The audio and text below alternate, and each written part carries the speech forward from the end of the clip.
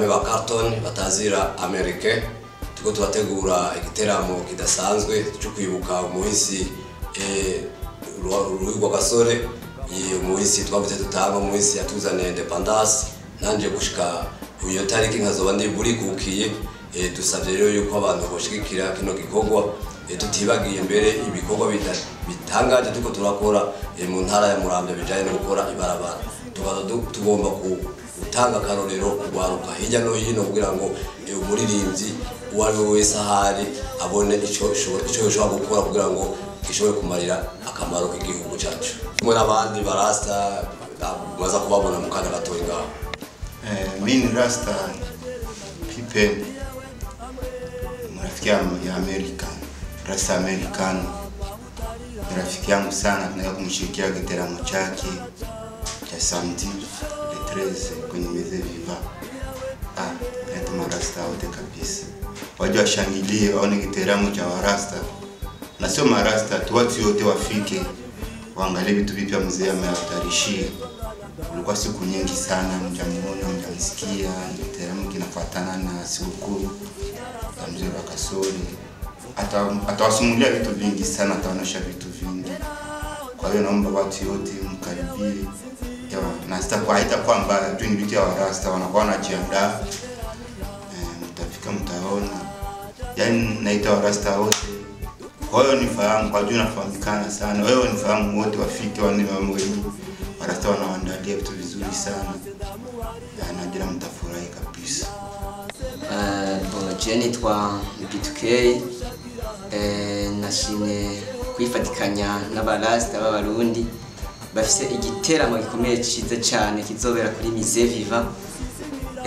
Kizoba ari cyo kwibuka incungu y'u Burundi, mugana matarumugani Rugwa Gasore. Twashaka dutumire n'abandi atari abarasta kugira ngo bazoze kwifatikanya n'abarasta b'abarundi kugira ngo tushigikire igihugu.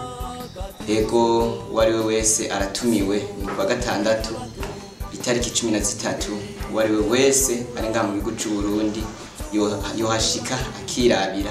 Urakoze.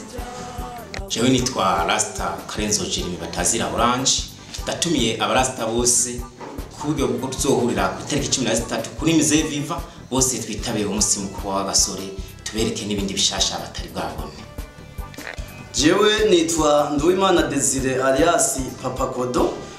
Aho hambere hahise nahora numva bavuga bati abarasta n'abanywarumogi n'abantu b'imbura bugire n'ibindi, ariko maze guhita mu kwifatikanya nabo naciye sanga byinshi mu byo bavuga ko atari byo, ko muri bo harimo afise umutima wo kubaka igihugu tsimbataza ubumwe ndetse n'umutekano mu gihugu ryo soko giterambere rirama. Mpita mu kwifatikanya n'umuririmbyi azi ku izina rya Ntirampeba Carton alias Amerike, aho yahisemo kubaka ibarabara riduhuza ari naryo ryahuje imitima yacu, rihuza intara ya Muramvya na Kayanza. Narahishikivye narabibonye, maze kubona ivyo bikorwa byiza mpita mu kwifatikanya nabo, ndetse uno munsi uri hejuru tugaturiko twitegurira igiteramo kizobera kuri Mzee Viva. Mzee Viva kizotangura isaha 8 z'umuhingamo, aho tuzatwibuka incungu ya independence Rugwa Gasore Louis, aho yadukuye ko abashaka bo hake zana magi zana masoro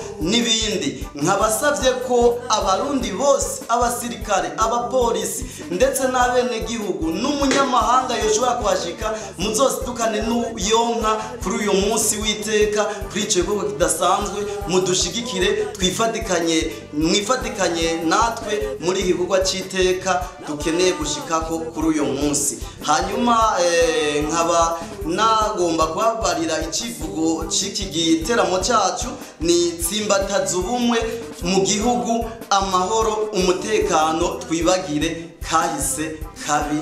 Murakoze. Ego murakoze nkuko mwabyumvise. Turashimiye cegera ca mbere cy'umukuru w'igihugu, turashimiye n'ugurongoye ikigo INSS. Kano wese yoba yifuza kudufasha arashaka guca ku gatelefone tukiwacu ariko eko cash 71 178 232 71 178 232. Wifuza gufasha arashaka kugira icyakoze kuri eko cash yacu. Murakoze.